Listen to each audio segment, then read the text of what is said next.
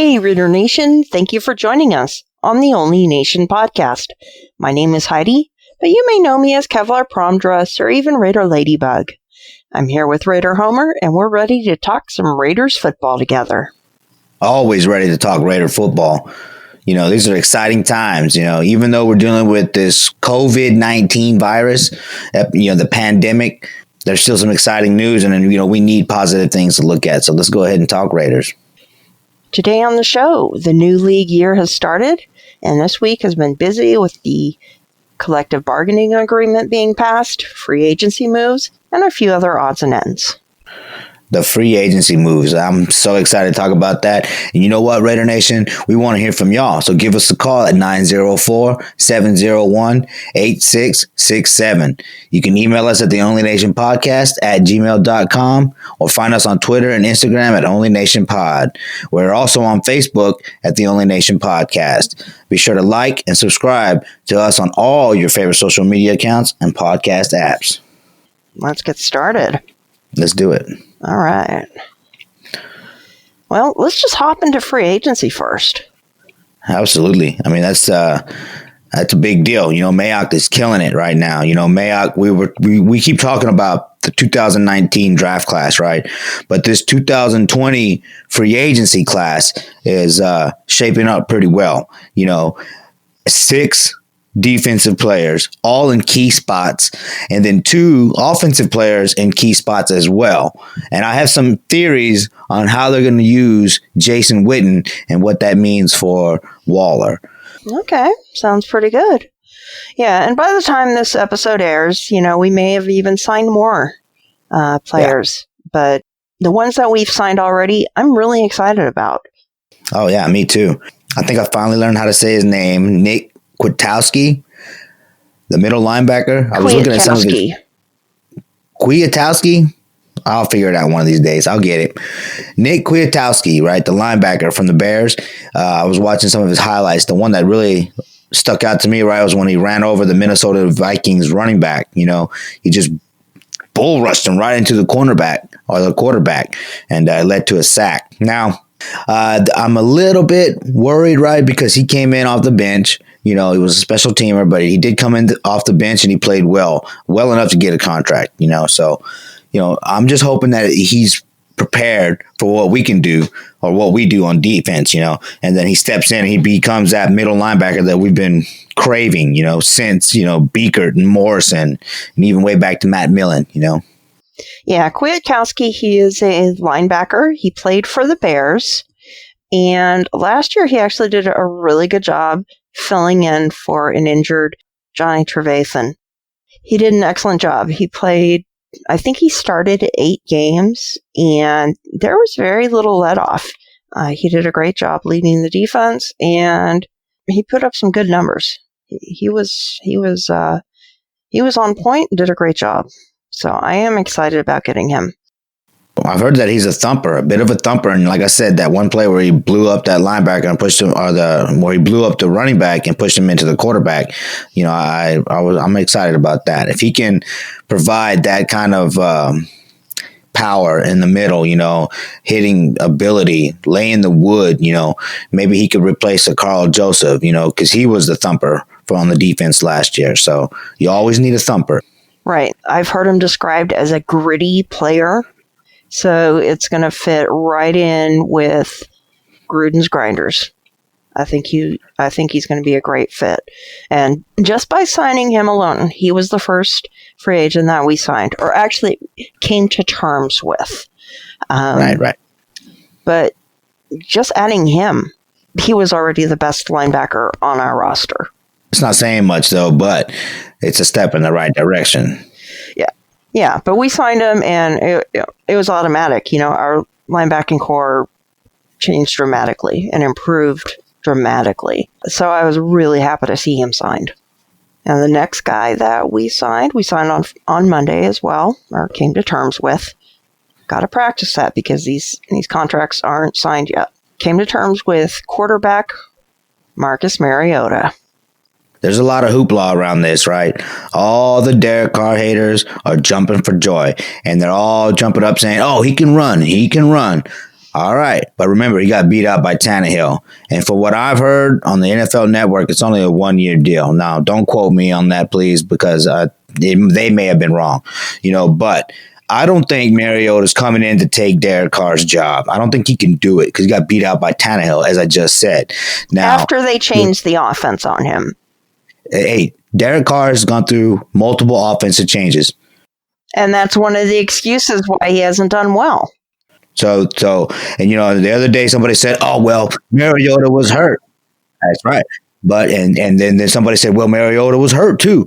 Well, if you're going to start saying all that, if you're going to bring up the injuries and you're going to bring up the offensive scheme changes, don't even bring it up about Carr, right? Because come on, Carr's been doing the same thing. All right, and so Mariota won the Heisman, right? But how does a Heisman Trophy get beat out by Tannehill? You know what I mean? So this brings me back to my point, right? It's like Gruden, he likes quarterbacks that can just step into his system. Derek Carr grew up watching film. Okay, so he just knew how to learn a playbook. Brad Johnson had been around forever, and so was Rich Gannon. Okay, so it just depends on whether Mariota can pick up Gruden's offense. That's the biggest question, right? And another thing I think is this is really going to be that fire under Carr's ass. All right, he's a nice guy. Yeah, he's a nice guy. So it's not so easy just to cuss at him because he's a different guy. He doesn't take that very well. And that's just who he is. All right. But when you sign somebody that he knows can beat him, possibly, and then maybe you, and including the fact that the fans, have kind of turned on him. All that I think is going to add up, and we're going to see the Derek Carr that we saw in 2016. And so that's what I think. I even think that John Gruden and Mayock did that on purpose. I think they brought in a quarterback that, can compete, did take a team to the playoffs, can win, and don't bring up the Chiefs because that thing. Won in KC in the cold in the playoffs. Don't bring that up. Now, was that with Alex Smith, or was that with Alex Smith, or was that versus Patrick Mahomes? Doesn't matter. Carr could barely beat Smith too. That's a big difference. Carr could barely beat him. That's right. So they're neck and neck, right? On paper, they are neck and neck. The only thing, as I said, people are saying he can run. Mariota can run. Okay, all right, he can run, but so can Derek Carr. He just won't do it. Right, but you know what Derek Carr can do really well is read the defenses, get in and out of the play calls. And I know that you said in the past that he does not do that well, but Gruden was talking about that at the beginning of last year about how Carr was doing very well, like getting in and out of the audibles, adjusting, and so that's what I mean. Carr's got the edge. Pump the brakes, Raider Nation. He cannot read his progressions. He can. Then why doesn't he actually do it? I mean, look. Don't bring up Mariota's injury, right, or inability to catch on to the last year's playbook unless you're going to say Derek Carr is still overcoming his injuries and still getting comfortable. Even though he knows the offense, he's still getting you're going to get better the more you do it. So, okay, I have said nothing about Mariota's injuries. No, I'm just saying in general. And I said they changed the style of offense on him. In general, that's the I've heard that a lot out there. I'm just saying this is look, this is going to be a hot topic with the Raider Nation for a long time to come. And the weird thing is, right, the other thing is now there's only 3 preseason games. All right, there's only 3 preseason games for this. We don't know what it's going to be this year. There's going to be some kind of shortening to the season. OTAs are off. Players are not even allowed to come into the team facilities at this time. So we don't know when training camp is going to be. We don't know when the season's going to be. We don't know how long the preseason's going to be. We don't know how long the season's going to be. The season cannot be 17 games this year. What the CBA has ushered in is that we will have a 14-team playoff, but the actual lengthened season cannot start until at least 2021. Okay, so if the season's shortened and Mariota had a hard time learning the playbook in Tennessee, chances are Derek Carr's starting this year, right? I didn't say that he wasn't. I'm just saying, we're talking to the Raider Nation. We're talking to the Raider Nation. And right now, a lot of the Raider Nation is saying, Mariota this, Mariota that, he can run, he can do this. And then when I say, well, he can't, he got outplayed and got beat out by Tannehill, I've heard a lot of, well, he was hurt, couldn't pick up the playbook. Well, I mean, that's not necessarily a good thing. It's not that he couldn't pick up the playbook. He's actually a very, very intelligent guy. It's that the playbook did not appeal to his strengths. The playbook was changed to a completely different style of game that he's not primed for. It's not that he couldn't pick up the playbook. The guy went back, he got his degree. He was a scholar athlete. He's not dumb. It's that the style of play changed that didn't suit his abilities and his style.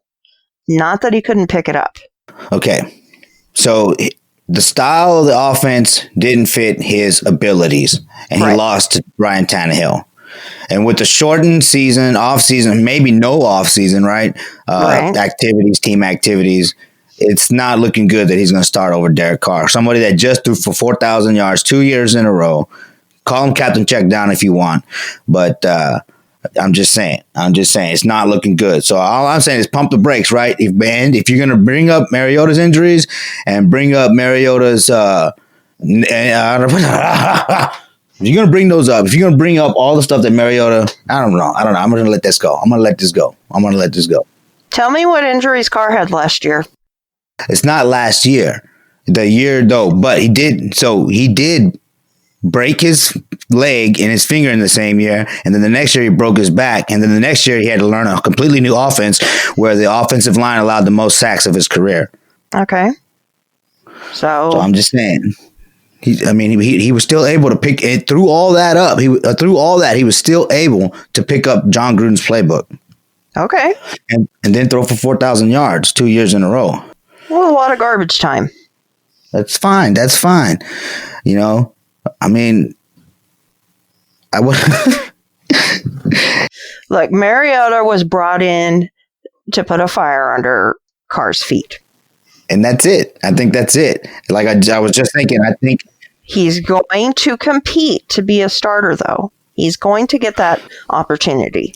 I just don't think he's going to. I don't think he's going to win it unless the Raiders are bringing Mariota in to actually take the starting job and they trade Carr. I don't think he's going to beat Carr out. And if he doesn't, that's fine. I want us to go with the best player that gives us the best opportunity to win. I just want to win. But I am so glad that Tom Brady is not coming. So happy. I mean, I guess. I think Tom Brady would have been a better signing than Mariota. That's for sure. But hey, whatever. I just, like I said, to me, the reaction out there, you see people out there enjoying it, you see it out there. Oh, that's the end of Carr. That's the end of Carr. Like, man, watch that guy. Watch that guy go. His hair is going to be on fire this year, and he's going to play hard. It's going to be up to Carr. And the other thing that's going to make a big difference is if we get that good number one receiver for him. Because Carr is a quarterback that needs to have everything surround him being optimal. And if things are optimal, he can take you a long ways. But he needs it to be optimal for him. I mean, I don't have any problem with that. Joe Montana had how many Hall of Famers on his teams? The one guy you could say that didn't have like elite wide receiver personnel was Brady, but nobody wanted Brady. You know what I mean? So, I'm not worried about Carr needing a team because it's a team sport. That's one thing I'm looking at. I'm like, okay, I just think that's not a bad thing. You saw what he did with Crabtree and Cooper, right? I mean, those guys led the league, or they were like top three, I think, as a combo in drop balls. So they weren't even really elite. They weren't even really true number ones. No, Crabtree has never been a number one. I mean, he was drafted in the first round, but he's never played as a number one. He was our number one because Cooper, he caught more than Cooper did. He more important catches than Cooper did. Crabtree was Carr's like number one guy. That's who he would go to. Well, that was his safety blanket.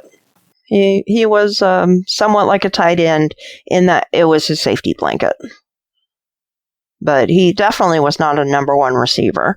Cooper was more like a number one as far as production goes, but he still had the dropsies. He always had the dropsies, even had the dropsies in college, long before he ever made it to the NFL. And he basically just kind of gave up on the Raiders the last year and a half. He just didn't want to be there. And good riddance to him. And good riddance to him. Don't let the door hit you, right? Or the good Lord split you. Right. Okay. Moving on. Why do I got a feeling I got my ass kicked on that argument about Marcus Mariota? Because you did. Damn it.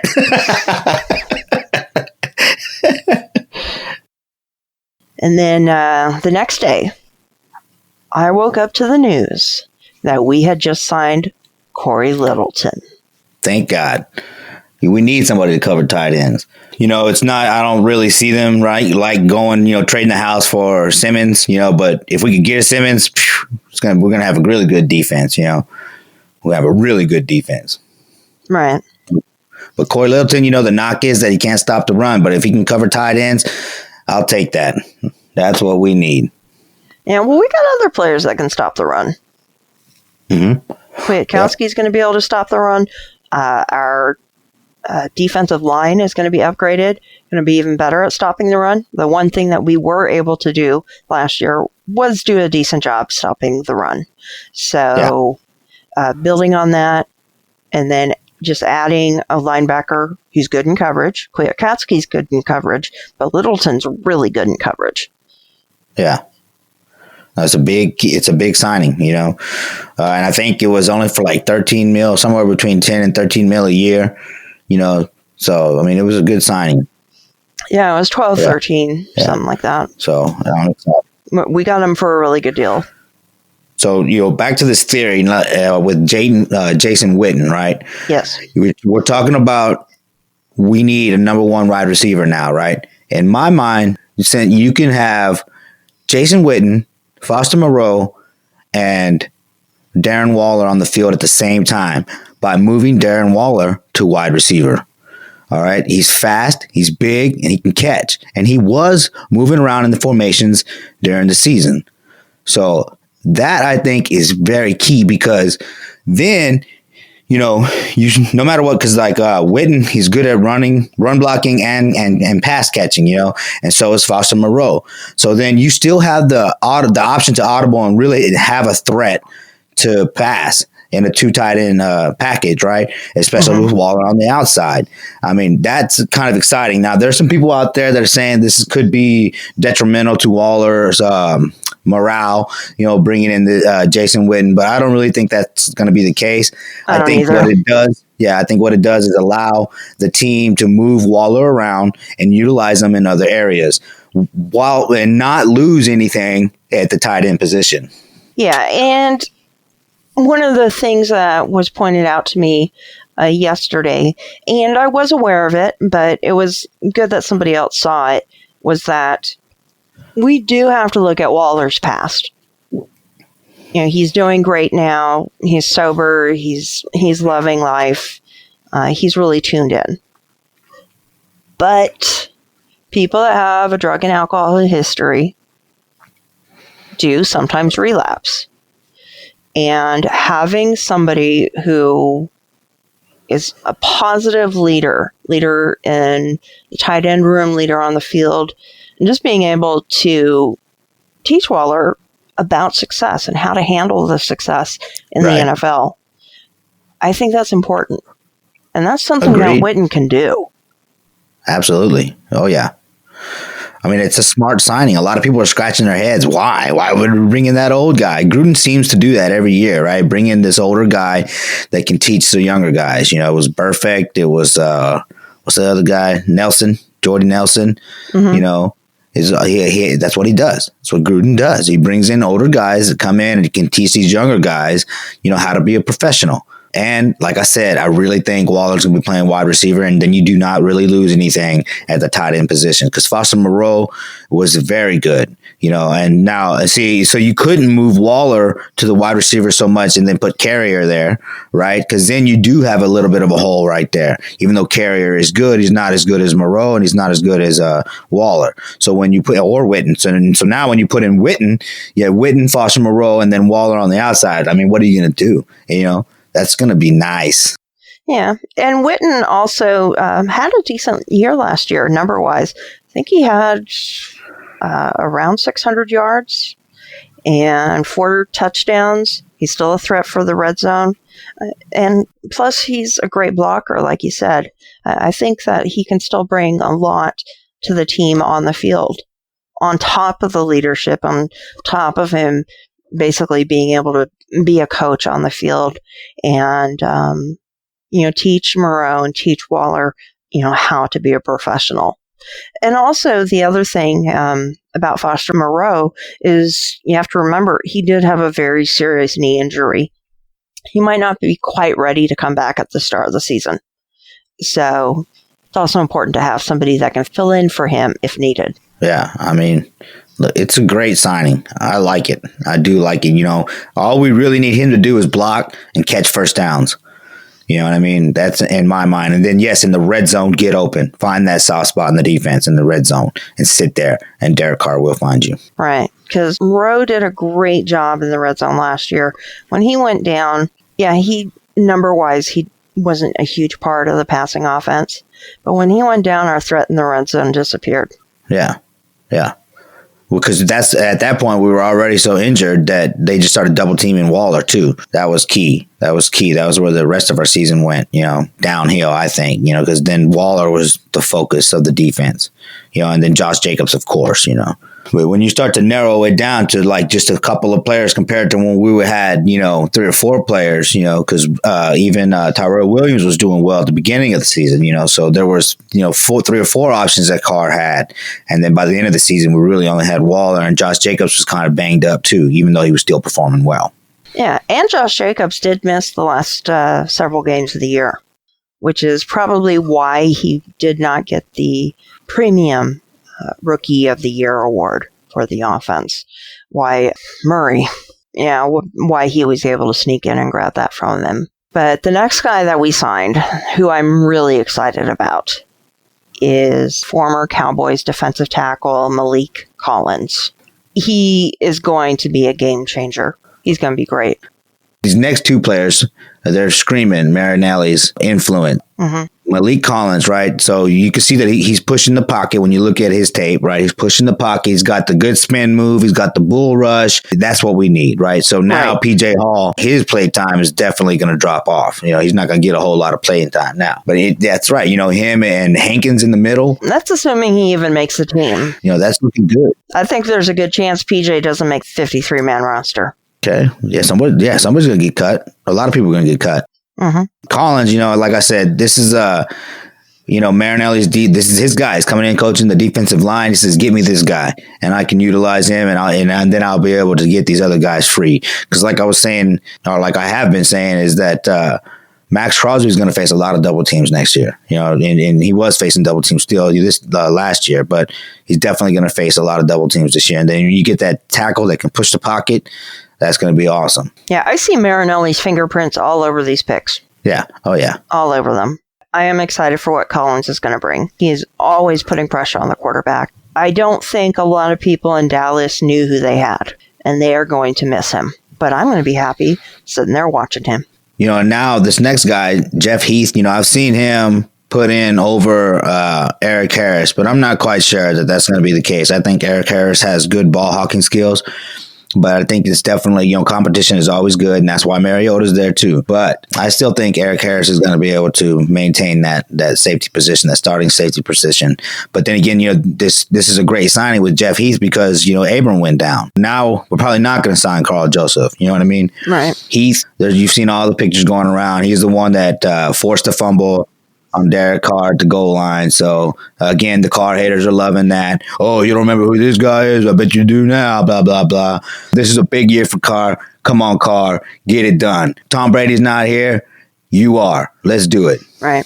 Heath is a great depth player, and he's fantastic on special teams. He really excels. He's going to be a nice complementary piece to our defense and a big part of the special teams. I wasn't quite sure at first what to think of him, but the more I looked into who he was, how he played, and how valuable he was, I was pretty comfortable with the signing, and I'm excited about this one as well. Yeah, well, I mean, depth. That's what we needed last year at safety position. It was depth, and they're doing it. They're building it. They'll probably still get another safety in the draft, I would think. I mean, who knows? But we'll see. We'll see. This has been a great draft class. Yeah, this is Marinelli. He's got his fingerprints, as you just said. He's got it all over these 2 picks right here, and probably had a big influence on Witten also coming here. This defense is shaping up. 6 of the 8 players that we've agreed to terms with, are on defense. This guy, Carl Nassib, right? Yes. I saw some of the film on him too. He looks pretty good too. He's got that strong bull rush. Got that. He was using his hands well. Keeping that distance. So I'm excited. But then this. Is he going to be depth, or is he there to I mean, he's definitely there to replace Key, right? But how does Farrell, what's going to happen with Farrell if Nassib beats him out? I don't see Mad Max getting beat out. That guy is just too much of a natural. So we'll see, but he could be another depth pick, but that's what we need, because like last year, in Houston, when Key came around on Watson and had the sack and missed, we lost the game because of that. So we need that depth, that rotation on the line. And the thing about Nassib is when you look at his numbers, you have to realize he only played 50% of the snaps. And over the past 2 years that he had in Tampa Bay, if you combine them, they're actually really good stats for a full year. But over the last 2 years, 12 and a half sacks, 20 tackles for loss, 25 quarterback hits, only played 50% of the snaps. So that's the equivalent to a full year. A year like that is pretty dang good for a defensive end. Yeah. I mean, but he's got, like I said, he's going to be competing with, I think, Cleveland Farrell. So we'll see how Farrell responds. Yeah, and Farrell came on stronger at the end of the year, but this could also light a little bit of fire under him and also be able to complement Cleveland's strengths. Maybe they split snaps. Maybe they go with 3 defensive ends set. It gives them room to be a lot more creative. So I'm looking forward to see how they do that. Yeah.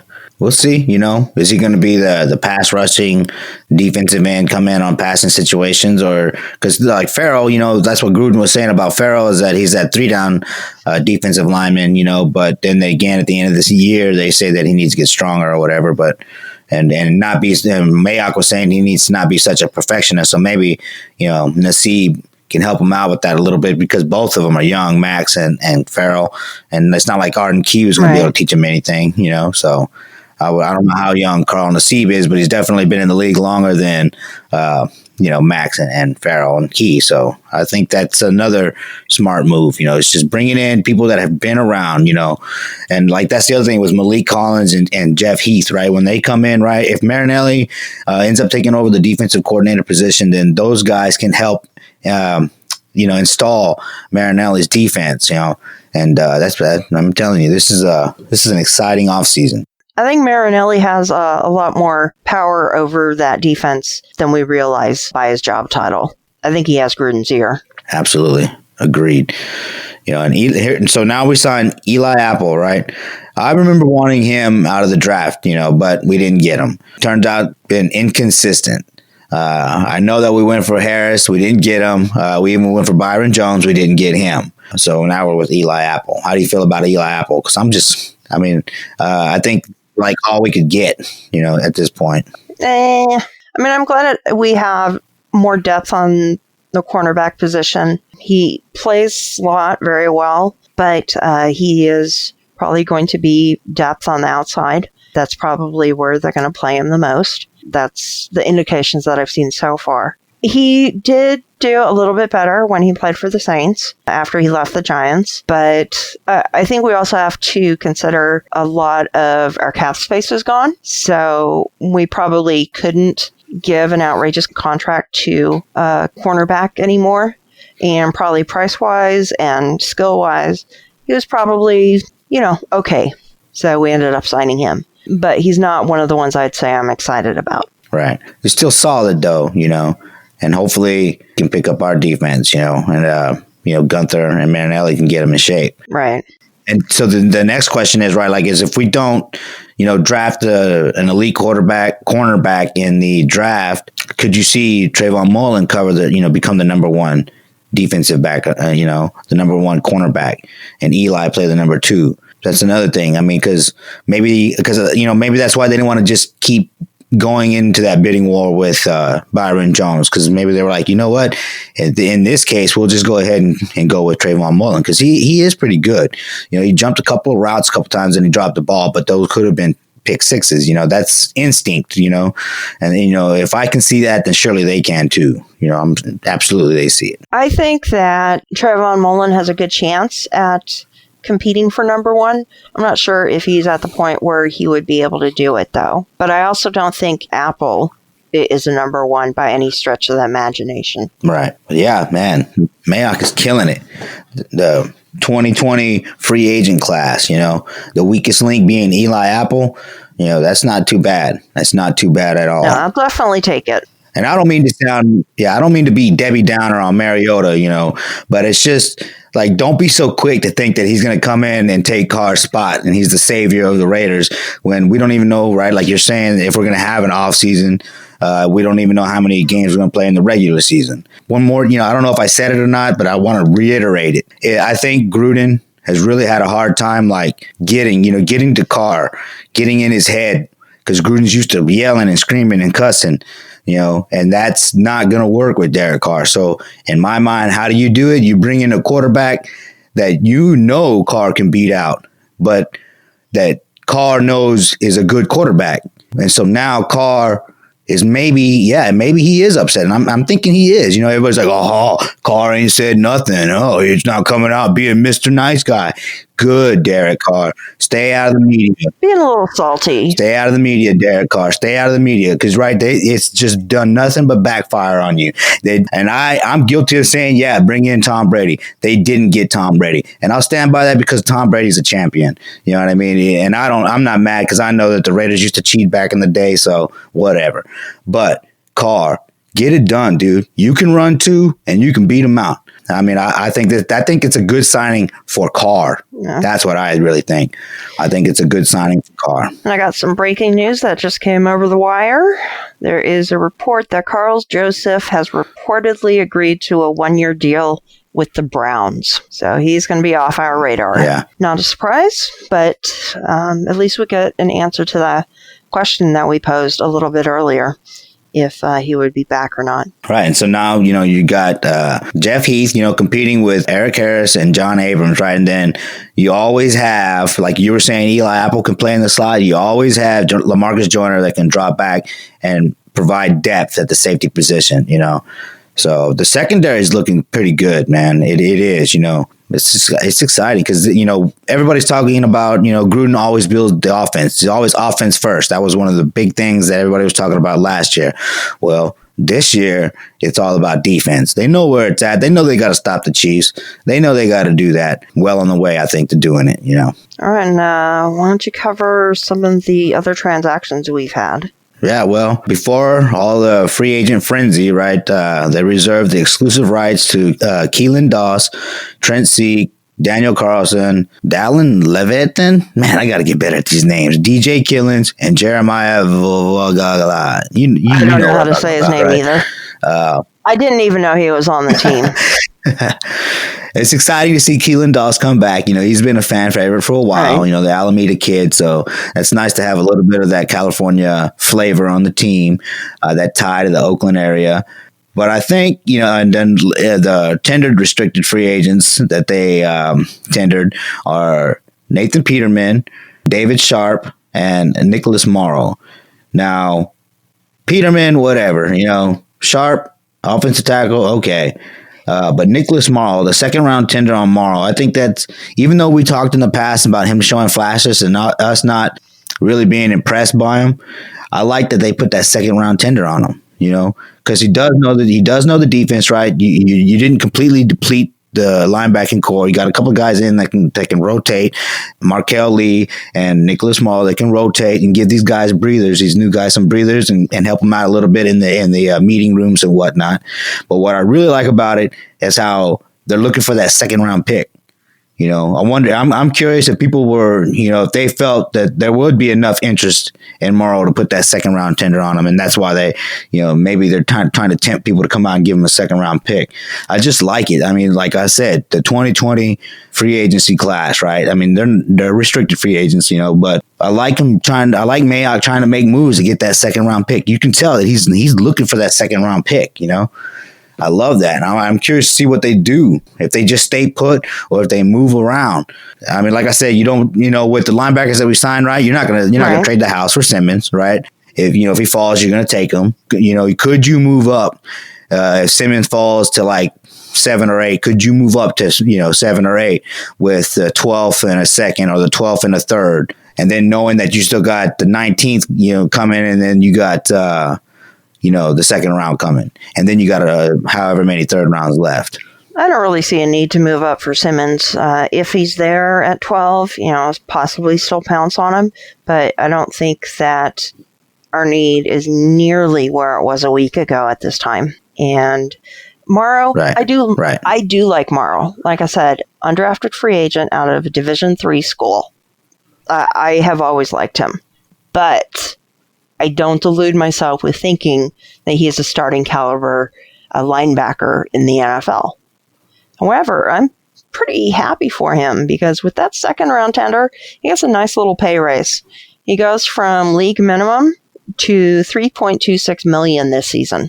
That's pretty good. Yeah, it is. I wouldn't turn it down. I mean, it shows that, they have faith in him, right, enough to pay him, and or they have enough faith in him to think that other teams are going to want him, and they'll be willing to give up a second round for him. Right, and as an undrafted free agent, the Raiders wouldn't have received any compensation if another team picked him up. So I think it's a pretty wise move. Yeah, Mayock, man, he's doing a hell of a job. He's doing a hell of a job building a team for John Gruden. It's going to be exciting to see if we get to see it this year. Apparently, Yeah. All right, and then a little bit of other news, something that is concerning, and definitely our thoughts and prayers are with them, but our practice squad linebacker, Quentin Poling, he announced on Twitter that his doctor believes that he, his wife, and their little daughter actually have COVID-19. They have not been tested yet, but they do have all the symptoms, and doctor believes that that is their diagnosis. So our thoughts and prayers are with them, and we hope that all of them are able to get over this real fast, and they're able to also self-isolate and not pass it on. So definitely a much more serious concern than anything else we've talked about so far. Yeah, absolutely. This is strange. This is something that we've never seen, I mean, not to this extent, Right. And it's definitely something that we should all take seriously and do our part to help prevent the spread of this virus, Right. So, yeah, like you said, prayers to him and his family, Yes. But in some good news, some encouraging news, as a contrast, the NFL has announced that they are offering free NFL Game Pass to U.S. fans until at least May 31st, and to fans outside of the U.S. and Canada until July 31st. They're also adding more media on NFL.com, the NFL app, and on YouTube. So check back every day to see what they've added. They're playing premium games on YouTube, and all what you have to do to sign up for NFL Game Pass is go to NFL.com/Game Pass. It's something that I have had for a few years now. I watch it all the time, and it's great. It has not only the games, like a 10-year vault of games, every game from preseason to Super Bowl, but they also have things like a Football Life. They have Hard Knocks on there. And of course, any news clips and highlights are also available. So it's a great package. And the NFL is offering that to the world while we all kind of hang tight and just isolate. And yeah. Yeah, no, it's nice to see the NFL doing their part to encourage people to stay home and enjoy the free NFL footage, that they can watch and shows that they can watch. I love watching those all 22 games, the playbacks. You can see some really nasty shit going on in the offensive line. It's great. So take advantage of this. Raider Nation, take advantage of this, man. Get on there, and before you know it, when it goes away, you're gonna want to keep it, man. So it'll definitely keep you up to date with the Raiders, and you can get a really good look at our offensive line and other players so that you don't get on TV. So check it out, Raider Nation. It's a purchase that I enjoy making every year. I have no problem with doing it, and I watch it on my Fire Stick. So there's several different options, streaming options. Just check it out. Check it out and take advantage of it. You're going to enjoy it. Now, I think you were teasing me last week about a call, right? We did have a call, and we actually have a fresh call. Well, let's hear it. This is T3 Raider Facts with Heidi's High Five. Number 1, is Taysom Hill the next Steve Young? No. Taysom Hill is the next Tim Tebow. Wait, I'll take that back. Tim Tebow has actually thrown touchdown passes and, in fact, has thrown a playoff game winner. So Sean Payton has thrown down a first-round tender on Taysom Hill in hopes that somebody's going to bite, and somebody probably will. Now, I'm not saying that Taysom Hill is not a great athlete, because he is. But what I am saying is he's not even a mid-tier, much less an upper-tier quarterback. Number 2, is Kenneth Murray the guy? I think so, and here's why. The one thing the Raiders have needed is that premier alpha dog leader in the middle of the defense. K9 has speed, athleticism, and is a true football player. I think he's the kind of guy that both Gruden and Mayock would love to have in the fold. The last time the Raiders took a first-round chance on a linebacker was Rolando McClain back in 2010, and I loved that pick at the time. It just didn't work out. But this time around, I just have a really good feeling. Number 3, during all this downtime, I think it would be a really good opportunity for all the officials and referees to go back to school and really study their craft. It would give them a chance to reflect upon mistakes made over the past couple of years and anticipate rule changes and scenarios which they can go ahead and prepare for now. That's one thing that would benefit not just the Raiders, but every team in the league. Number 4, Heidi. I heard some of the names being bantered about for the new stadium in Vegas, so I created a combination of the title sponsor and the man it should pay tribute to, and I came up with this. Call it the Aliceum. Number 5, Homer. I heard you talking smack about Terrell Pryor and how disappointed you are that he's one who holds the record for the Raiders' longest scrimmage run. Well, if it makes you feel any better, Pryor has 2 distinctions. That one, and the fact that he was Al Davis' very last draft pick, supplemental pick in 2011. So Al continued to make his mark even after leaving us.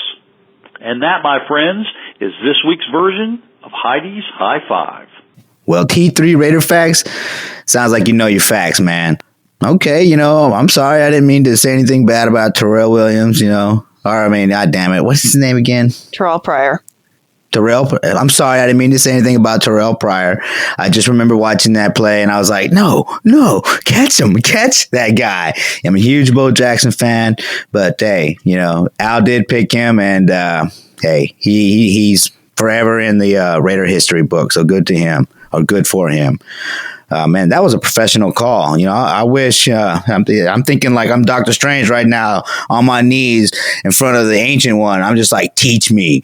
That's a great call. I could definitely learn a lot from that guy. Who is T3 Raider Facts anyways? What's going on here? T3 Raiders Facts is a guy that I have heard a lot on your boy Q's podcast, Locked On Raiders. And he calls in with these bullet point lists, and he does a great job. And he's actually launching his own YouTube podcast. And I checked it out, and it is called T3 Raider Roots Podcast. I watched it a couple days ago. Really interesting. He went back on the history of the rivalry with the Chiefs and just brought out a lot of information that I either hadn't heard before or had forgotten. And it's really interesting, short pod, around 20 minutes, but it was definitely worth listening to. So check it out on YouTube. It's his new first episode called the T3 Raider Roots Podcast. Definitely worth the listen. And I like the Aliceum. I like that name, I like that. Bring a little bit of that Oakland flavor and keep Al's name on the stadium. That's a great name. Yeah, I could see myself using that. I do like Death Star because Death Star just sounds so Raider, but Aliceum is pretty brilliant idea. That is very brilliant. Yeah, I wish I could do that. I wish I was that good. Yeah, where he comes up with this stuff and how he puts it together, it amazes me. Yeah, I'm impressed. I would definitely be checking out his podcast. Yeah, check it out. You're going to love it. I can actually hardly wait until he comes out with his second episode. So yeah, hey, Raider Nation, man, you heard T3 Raider Facts, our first caller. So, y'all got to answer the bell, man. Call the show. What is it? Call the show at 904-701-8667. See if you can top what T3 Raider Facts just did, man. That was a great call. It really was. Anyways, let's get into this brand new collective bargaining agreement. Let's do it. Yeah, it was passed by a very slim 60-vote margin. That's very slim. And the thing is that a bunch of players did not vote, so it could have swung the other way, No, and they were saying that actually the world events, of course, coronavirus, may have affected the vote because the earlier ballots were against it. And then in the last several days, the affirmative votes were coming in a lot more the last few days because the players may have been realizing that, hey, this might be the best proposal we get from the owners for a while. There's no telling how long this thing goes, if this is just going to be a couple of weeks before it resolves, or if this is something that's going to go on for a while and the owners might not be willing to give us these concessions again anytime soon. Well, it's an owner's league, period. You got to get it done. Plus, you won't get paid if you don't get it done because you're not going to play. And the NFL, they're going to keep rolling on. They'll find people to play. That's why the XFL is there. There's always players, so they needed to vote. And I'm a fan, so I want to see that vote so that, the season starts. I'm excited about the season, and the NFL players that make a lot of money, I don't know the numbers all that well, but I'm just excited and I'm glad that the season is carrying on, especially since everything's being canceled because of the coronavirus. At least that's a little bit of good news. Yeah.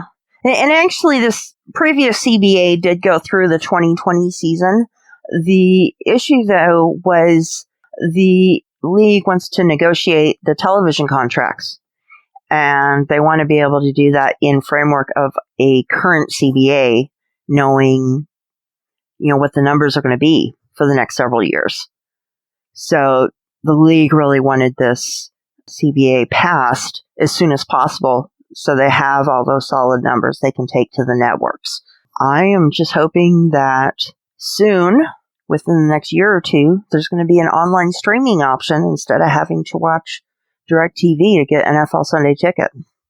Oh, there will be. I think that's why the NFL is questioning whether, and I think they're doing it through court, whether DirecTV has a monopoly, on the, I guess the broadcasting or the control of the games and things like that. They want to do a per market deal, right?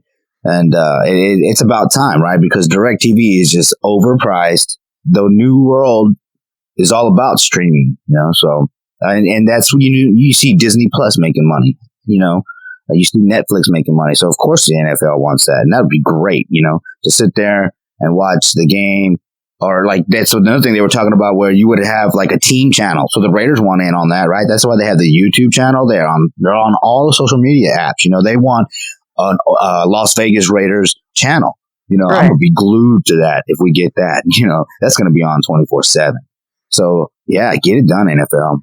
Yeah, and there are going to be idiots like me that are willing to pay a few $100s every year to be able to watch all the games.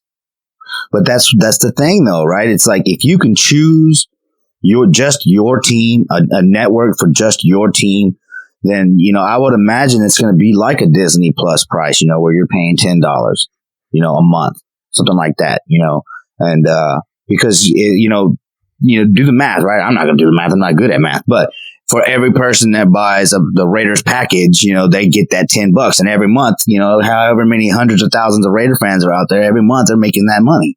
And I'm pretty sure it's close to the million, right? But we'll see, but they're going to want that money, and it's coming, and, I can't wait because, DirecTV, no bueno, when it starts raining and stuff, man, come on, I'm missing the game because, satellite reception is terrible in the rain. Yeah, and I don't mind paying for DirecTV during the season. It's the other 8 months that I don't want to have to pay $80, $90 or $150 or whatever. Because I simply wouldn't utilize it enough for it to be worthwhile. Right, yeah, I have it. I watch NFL Network, but that's about it. Just one channel. And that's another thing, they got that app, the NFL app, the League Pass and all that. So it's already there. And so all it has to do is just stream the game live there. So I'm excited. That would be a great thing to happen. Yeah, I've gotten the NFL Game Pass for about the last 4 years. Yeah, I love watching the All 22. Oh man, you can see everything. I love to watch the offensive line in the All 22. Yeah, and definitely that's one of my main purchases every year, and I watch a lot of games on that. And that's $100 a year, right? It's $100 a year. Yeah, something like that. Yeah, that's the future. Streaming is the future. And I'm game to pay. Oh, yeah. All right, so back to the CBA, right? It's good through 2030. Yes. There's some exciting things. We got the list right here in front of us. The one thing, right, that jumps off at the top of the list, right, we're looking at expanding the playoffs to 14 teams, right? And that's starting this year. We may have made the playoffs if this were in effect last year. This is a big thing for teams like us, right, that are in a division with a team like the Chiefs, right? Because the Chiefs, they punch their ticket if they win the division, right? And then you only get, 2 more slots, right, for the wild card. So, then there's 3 divisions, so now you're looking at a spot where, each division can get a second, pretty much a wild card, you know what I mean? So that's great. We could have been in the playoffs, Technically, we would have had to win that last game to be in contention, but I know what you're saying. Yeah, well, yeah, that's a technicality, but come on. They would have had to lose. Another team would have had to lose, and this team, and this, blah, blah, blah, blah, blah. So even if we'd have won that game, we probably weren't going to get into the playoffs. Unless this CBA was in effect, then we had a better chance to get into the playoffs. You know what I mean? I would think. Yeah, but, I don't really know. Oh, well. Technicalities. Who's going to get hung up on technicality? Oh, I guess I do. Yeah, I was going to say you. Potato. And I think this is what the biggest thing is, right, is that the increased players' base salaries, right, starting this year, right? Right. I think that that's why it got pushed through. And you see some of the athletes that, have been around or maybe have some big contracts, they didn't really like it, right? But it went through because the increased players' base salary, right? These young kids are coming in, they're getting an extra 100,000 or whatever it is a year. So what that is, and I don't understand why some of these players are mad. Maybe it's because of like the coverage benefits and things like that they were looking for. I think it's a little bit hypocritical for some of these 5%ers, let's say, these the football players that get these big contracts. It's a little hypocritical for them to be mad at these players for trying to get more money. You know what I mean? Like, you spend every contract, every offseason, we're dealing with somebody holding out to get more money. So how are you going to be mad about these guys that know they're most likely going to be in the league for 3 years trying to get more money. So I think that that's good overall for these players that, work their asses off to get to the NFL, but they don't have that star power and then they don't last long in the NFL. They need that money too, right? It's the players, well, I need this kind of money because I'm putting my body on the line. Well, of course those guys are going to want some more money because they're putting the body on the line. So I think that's a great thing for these young kids, man. Because, remember, they were coming in, they were making way too much money, right? Coming in like Jamarcus Russell, right? And that's when all that started to change, right? But then they got cut way back, and maybe too much, because they are putting their bodies on the line. So I think that's exactly why it did pass, because these younger players, there's a bigger percentage of them that know that they're not going to be in the league that long, or they may not attain that stardom status. So they want to get their money now. There's no reason to be upset about them. Some of these players out there that are tweeting, did the owners win, or, did we lose or anything like that? I can't believe it. It's just disgusting or whatever. It's like, hey, dude, you make a lot of money, man. These guys need to make their money too. Yeah, and you need to talk to those 400 or 500 voters that didn't vote. Yeah. That was, I don't know. Well, I mean, I guess, they didn't want to travel. I don't know how that works though. It was done electronically. Yeah, well then, that is on the council or whatever. They didn't reach those players, Yeah. And also, it expands the season to 17 games, starting as soon as 2021. Now, I know the players didn't want that, but as a fan, I'm totally stoked about it. I don't understand why the players don't want that, but because didn't they take it? They basically took one preseason game and made it official, a regular season game, right? Right.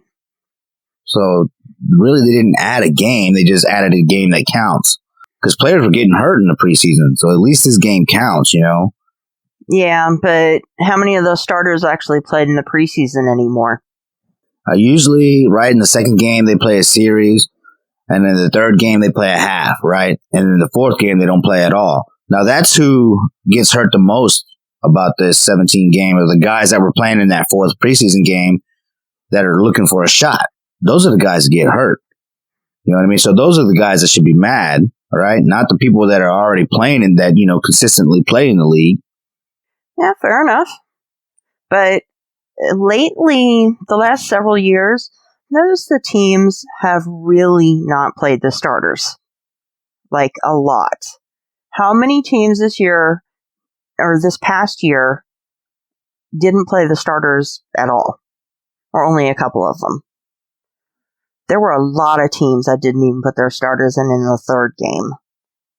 I forget what we did last year, but I thought we had just the rookies and whatnot playing the first game, and then the second game, the starting offense and the starting defense for the first quarter or a series, I think. And then the third game, we played a half with the starters, and then the fourth game, it was just the guys fighting for a spot on the roster. I'll have to go look for it, but it was not like that.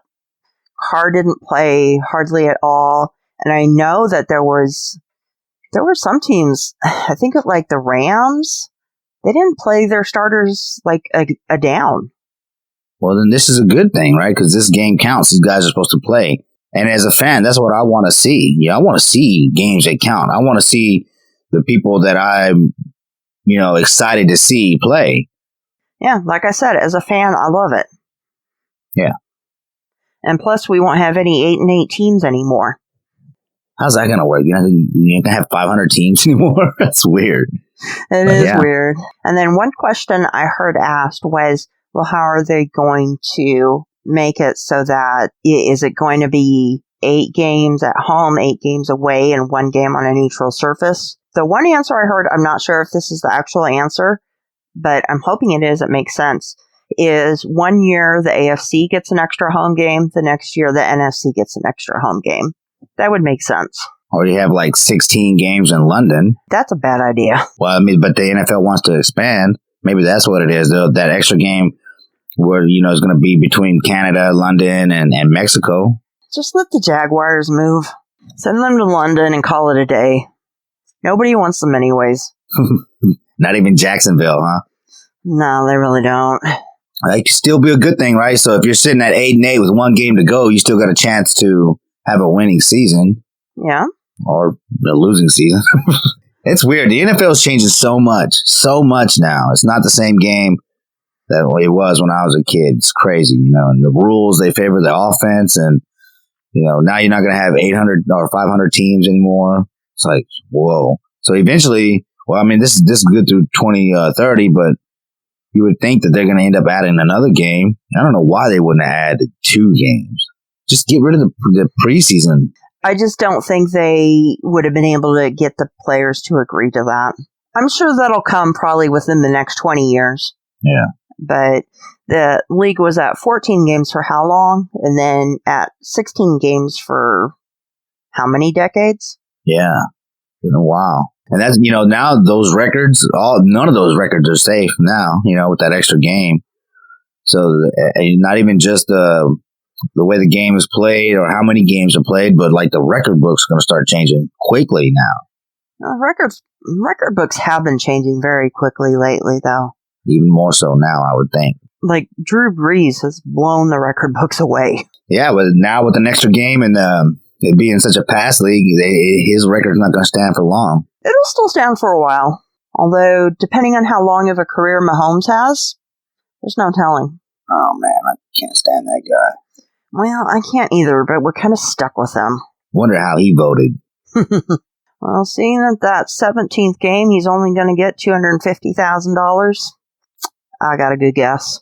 I don't feel bad for those guys, man. I'll play in a game. I'll get my face smashed in for $250,000. I would smash your face in for $250,000. Damn. What are friends for? Can we split that? Yeah, I'll smash your face in, and we split $250,000. That sounds fair. All right. 50-50 though, right? Absolutely. All right. Let's sign the CBA then. Okay. Are you covering my bail? No, that's coming out of your share. Damn it. I won't take you to court though, okay? All right, thank you. We'll just leave things criminally liable, so state of California, I'll get off with not even a hand slap. I'll just go to counseling and stay out of trouble for a year, and they'll let me go. So what's up with this increased players' revenue sharing? Increased players' revenue sharing. That means the players get more money out of what the league makes. From the TV contracts. From the TV contracts, plus, I believe, everything. Like concession sales, ticket sales, jersey sales, all that stuff. So they get more money on their base salary. They get more money with the revenue sharing, right? Right. And all they have to do is play one more game. Right. And they get paid for that game. I don't understand why some of them are upset.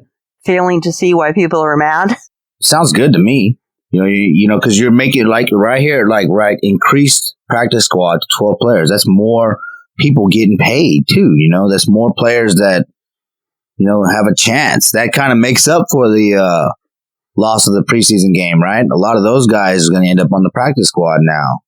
Right. And the salary listed for the practice squad players, I believe by 2022, it's going to be $11,500 a week. That's awesome. Man, I wish I would have been a gifted athlete and playing in the NFL. I would be happy with $11,500 a month. For real.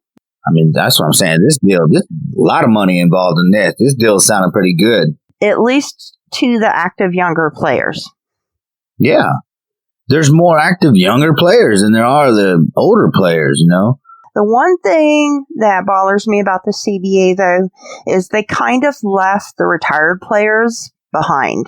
The retired players, they need better benefits, and they need medical coverage for putting their body on the line and sacrificing it. And that didn't really get addressed. Way. Yeah. That didn't get addressed because probably these younger players were thinking, their immediate future. They're not thinking 30 years down the road when my knee that I, had blown out needs to be replaced. Well, I mean, how does that work though? They're obviously, right, retired players are obviously getting some kind of money. So is that from only the NFL, or is that from the Players Association and the NFL? Because I'm thinking, like, put your money where your mouth is, then, players. You put your money, these hundreds of thousands of dollars you're making, and you make sure that these retired players get some benefits that they need. Mm-hmm. Yeah, I'm not sure exactly how it's split and what pot it comes from. That way, it's a be like Social Security.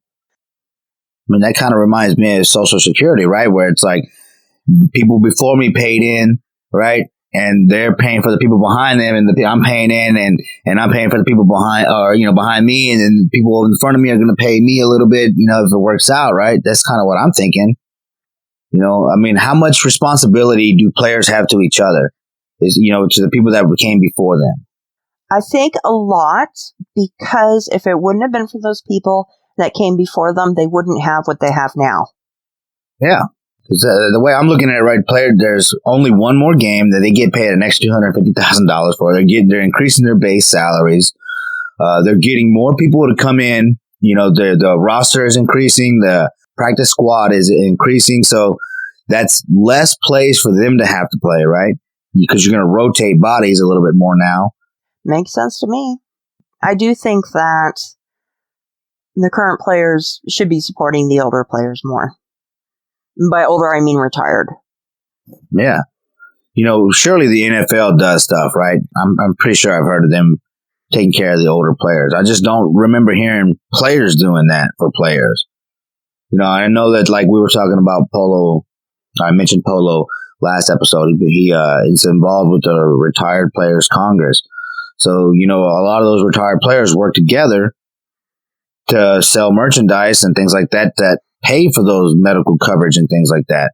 So I'll ask him a little bit more about that, and I'll learn more as I start to talk to some of those players through the Retired Players Congress. But yeah, I mean, I think it's on the players. There's a certain each individual, like I said, we all pay into Social Security. We are saying as individuals that yes, I will pay this amount of money for the people that came before me, knowing that the people after me are going to do the same thing for me, and that's how it works. I mean, I think that's where the main focus of the retired players needing medical coverage and all that needs to be is through the players. The players need to take care of the players. They're always after money. You know what I mean? So it's like, don't be that greedy. You know what I mean? You're after these big contracts because you could get hurt. So you should be spending some of that money on the other players that may have gotten hurt, paving the way for you. And then the other argument is that, well, all of these guys are really at the disposal of the owners who make billions off their back. It's a huge, huge discussion that you can get into about it. Who's responsible to who's taking advantage of who. It's still parallel to everyday society, though. I have a boss that makes more money than me. There is a certain responsibility, that you have to help your fellow man. And a lot of players do that. Don't get me wrong. I'm just saying we all have bosses. And yes, the boss makes more money. And one thing I do not like to do is just sit there and pay too much attention to the arguments between billionaires and millionaires. You know what I mean? I don't really care about that. That's way beyond me. I'm just some peasant, here on the internet playing podcaster. But I mean, where I went, and this kind of gets me into trouble, I think, but I'm a team first guy. Raiders first, and then the Raider Nation next, right? Because the team's always there, right? And then the Raider Nation is for life. Players come and go, so I want what's in the best interest for the Raiders organization because the players want what's in the best interest for their brand, and it's not like these players, and not all of them, and that's why this went through, right? A lot of these players, though, they get these multi-million-dollar contracts and then they go get endorsement deals. And so I just have a hard time feeling bad for people like that, I guess that makes me kind of fucked up, but at the same time, it's like, hey, I'm here making a little bit of money in my life and I'm, trying to help out as much as I can with fundraisers or and try to do more in the community like that, which they do too. But at the same time, it's like the owners, it's an owner league, Yeah, they are about getting the most money they can. It's a business, right? I think that makes you about normal. Well, good. Thank you. I was getting a little worried there for a second. Yeah. Oh, and I must say, my boss, I'm not sure she makes more than I do. If you broke it down hourly, I wouldn't be surprised if I made more than her. Wow. Yeah. But it's also, managerial position.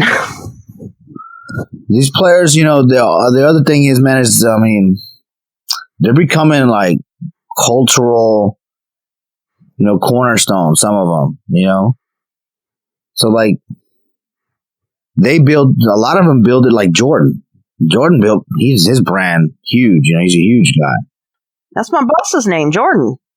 Hi, Jordan.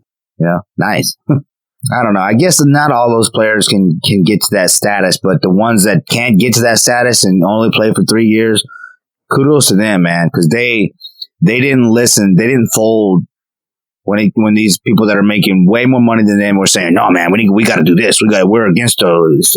Can't let the owners win. Can't let the owners win." Right, like, dude, they're just trying to get paid. They know that they got 3 years and then they got to go to work. So kudos to the guys that did vote to help themselves, because their bodies are getting just as much damage as the players that make a lot of money. Yeah. Yeah, I think the little guy really carried this vote. Yeah. There are a lot more little guys than there are big guys. Yeah. And like I said, I think it would be hypocritical for these players that make a bunch of money that are holding out to make that money because they know they can get hurt, to be upset about these younger guys that are saying, hey, we're going to sign this agreement because or vote for this because we're going to get more money knowing that we could get hurt. It's the same mindset. All right. So a big thing, right, is that the active game day rosters increased, right? Yes. And you must have 8 offensive linemen. I wonder why they went with just that. It's a must. Maybe because teams were not fielding enough offensive linemen, and they felt that was the one area that needed to be addressed. Because really, when you think about it, only fielding 7 offensive linemen is really not a good idea. Because you can easily have 2 go down in one game. Well, that's what I'm wondering, though. Is that because statistically the offensive linemen get hurt the most? Good question. I remember playing offensive line. My knees got banged up, But that was an odd one to dictate that you must have 8 offensive linemen. And offensive line doesn't really rotate all that much either. You have a lot of warriors in there that just they play every snap. Yep, because that's why they say you got to build from the trenches out, because that's where it's most important to have consistency, and then the quarterback next, Yeah.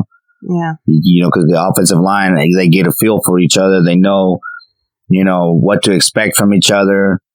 They should be getting the most money, Screw these prima donna wide receivers, They come a dime a dozen, Oh, well, players are getting paid pretty good now. The top players are getting their, let's see, it's not Trent Brown anymore. Who is it? Was it someone for the Eagles? Is now getting like 17 to 18 million a year. It's a huge amount. The top players are actually getting compensated quite well. But that's the top players. I'm all for it. I think having 8 offensive linemen is prudent. That would be prudent for any game. Yeah, no, remember what year was it when Gabe went out, right? I think it was Gruden's first year back. Gabe went out. Then Feliciano got hurt. Then KO got hurt, right? We were the walking wounded that year. And interestingly enough, I think this last season, Colt Miller actually played the most snaps out of anyone on the entire team. Man, he made a great turnaround. Yep, I knew he would. Yeah, I believed in him. Parker was the one that I didn't believe in. That guy was he was getting beat bad. I still don't believe in. if he doesn't make the final 53, I will not be disappointed. Seems like a nice kid. Just was never meant to be an NFL player, let alone a starting tackle. Yeah. That's why they were thinking about moving him into guard, but that must have not worked out because he still led the tackle. Must have been worse at guard. I don't know if that's possible. Apparently it is. I guess. Another aspect of the CBA is that it eliminates the ability of teams to use the franchise tag and the transition tag in the same season. I don't recall offhand any teams doing that, but it's always been a chance. It's always been a threat, against that top player that was going to become a free agent. Do you recall them ever using them at the same time? No, not really. But that's something that the owners wanted, because think about the Dallas Cowboys situation. You could have transitioned and franchised, either, what's his name, the Ewok looking guy, and then Dak. Well, this year they're talking about Amari and Dak. Yeah. But it's not going to be possible this year. Oh, that's right. Yeah, Amari. Yeah. I just want to make fun of the Ewok looking guy, but Pooper, yeah, they wanted to transition and franchise with, either, Dak and Pooper.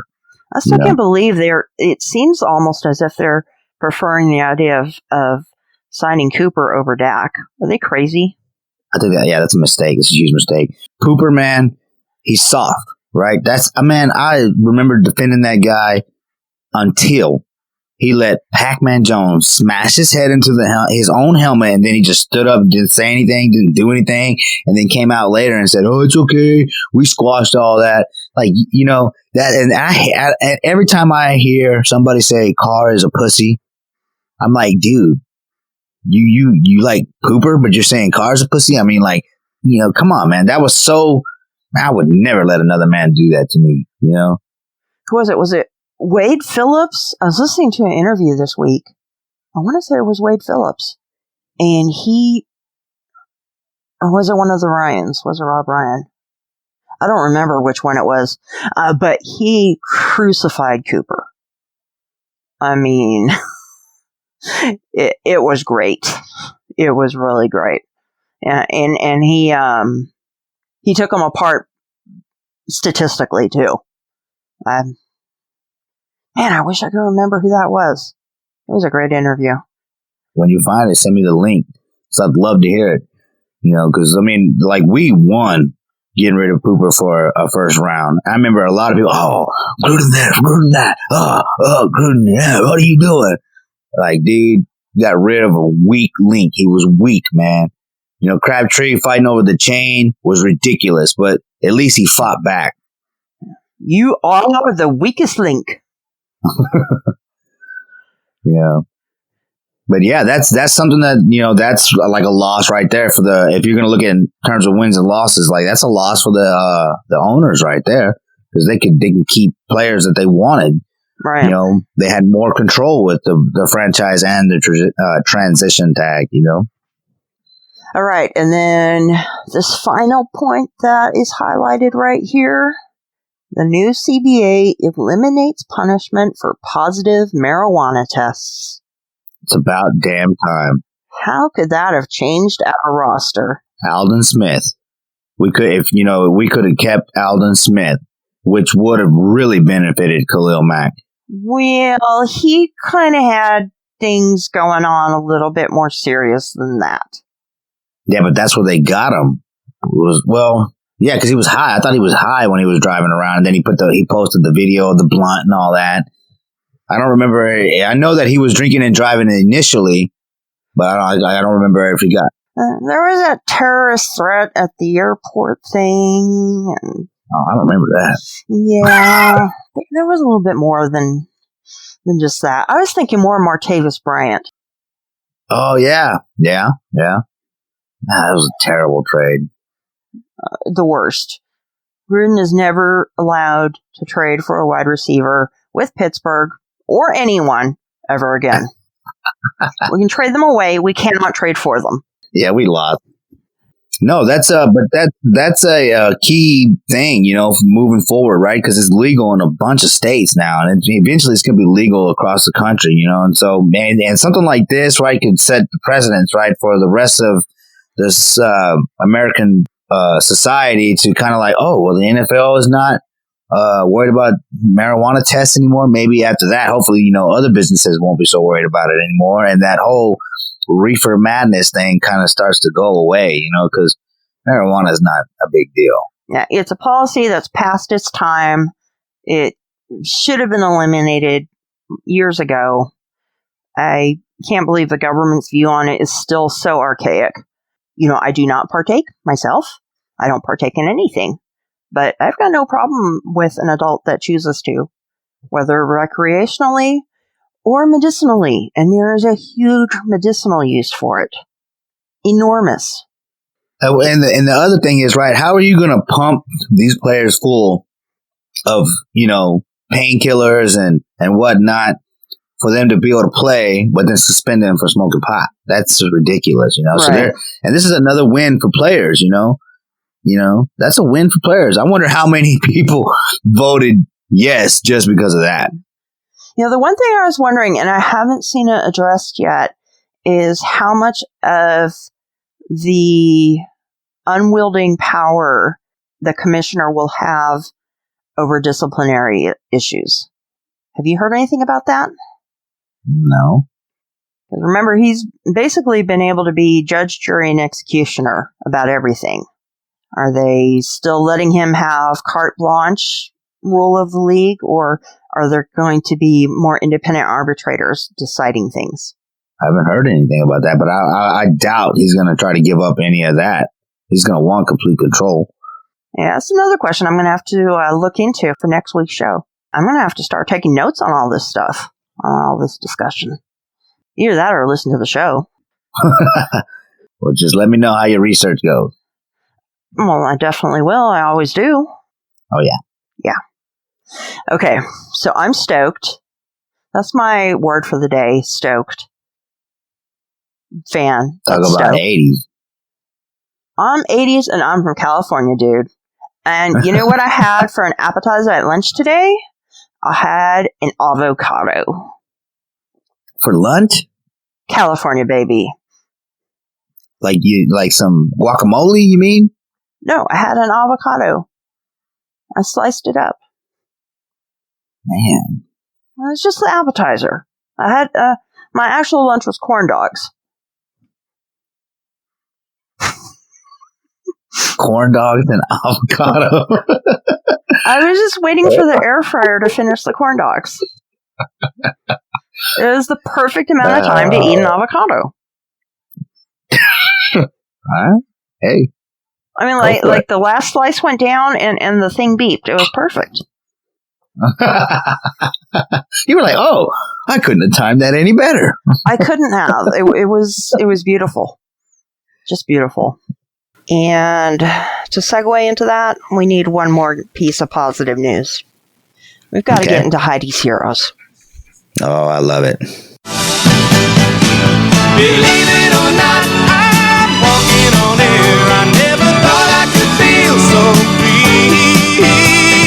Flying away on a wing and a prayer. Who could it be? All right, a little piece of positive news today. I've been pretty busy the last few days with the collective bargaining agreement and keeping up with free agency, so I went really lazy. I just ripped something off the Raiders website. Jonathan Abram. Jonathan Abram brings his mom to tears with a generous surprise. Right now, people need to hear some good news. In Las Vegas Raiders safety, Jonathan Abram's latest gesture should fill you with joy. Despite everything going on around the globe, Saturday afternoon, the former Mississippi State Bulldog decided to put a smile on his mother's face and surprise her with one truly special gift: a brand new home.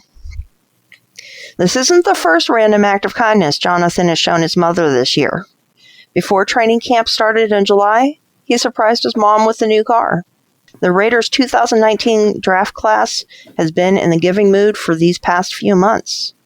First, fellow first-round pick Josh Jacobs purchased his dad a new home, and now Abram. General Manager Mike Mayock and head coach John Gruden didn't just find talented football players, they found high-character guys with an understanding of what's truly important in life. Yeah, giving back. That's the Raider way.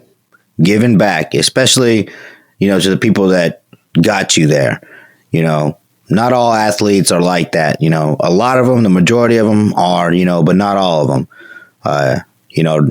There's some you've heard. Yeah. Remember the Des Bryant mom story, so not all of them, but it's nice to see that they are going after character guys. And it's nice to see that the character guys that they go after are doing great things for their families, bringing their families out of poverty, doing things for their families that they wanted to do since they were kids. That's fantastic. And I love seeing that. It's always, important to take care of the ones that you love, right?